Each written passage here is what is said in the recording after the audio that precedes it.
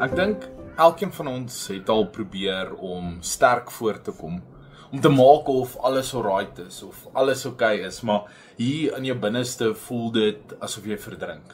Dalk is jy nou daar, of dalk gebeur dit meer gereeld as wat jy sou hoop.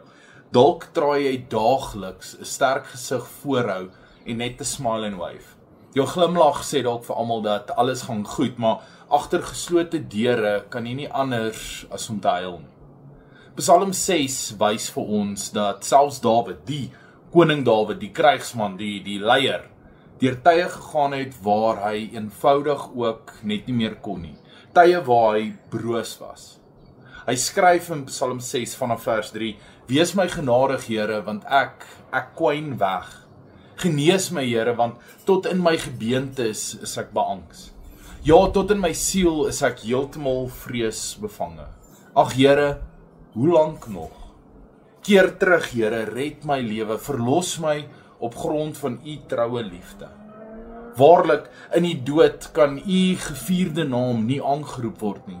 Wie kan u in die doderyk prys? So, basies sê hy, moet my nie laat vergaan nie, want ek kan nie u naam prys of aanroep as ek dood is nie, en ek is nie gereed om op te hou nie. Dan sê hy weer, ek is moeg van my gesig, elke nag deurdrenk ek my bed, deurweek ek my slaapbank met trane. My oë is dik geswel van verdriet, vermoeid van al my teestanders. Dis 'n rou en 'n eerlike prentjie van iemand wat nie meer krag het om aan te hou nie. Tog kies hy om dit voor God neer te lê. Ons leef in 'n kultuur wat al ewig vir ons sê dat jy moet sterk wees, jy moet jou kop hoog hou, jy moet alles self hanteer en in beheer wees, maar die Bybel sê jou broosheid is nie 'n teken van swak geloof nie. Dit is juist die plek waar jy die Here die duidelikste kan ontmoet.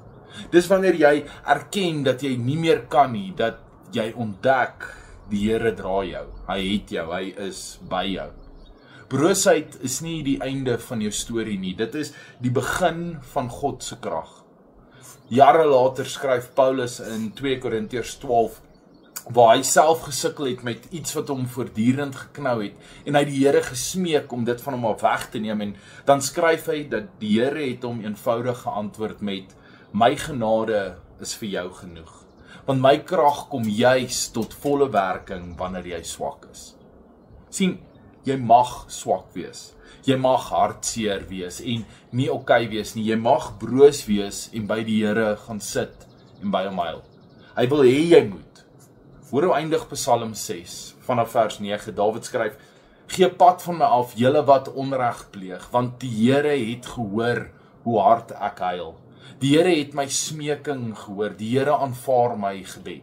Al my vyande staan beskaamd, hulle is heeltemal vreesbevange, binne 'n oogwink draai hulle vernederd weg, want die Here het my gehoor.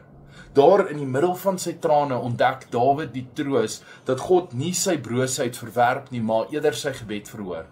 So dalk is dit vandag jou uitnodiging. Hou op om altyd net 'n front voor te sit, veral voor die Here. Hy ken jou hart en hy weet wat werklik daar aangaan. So hou op om jou sterkte voor te gee en gaan en wees broos by die Here. Laat hom toe om jou sterkte te wees, want sien, hy hoor en hy tel jou op en hy dra jou op sy arm, so gaan en wees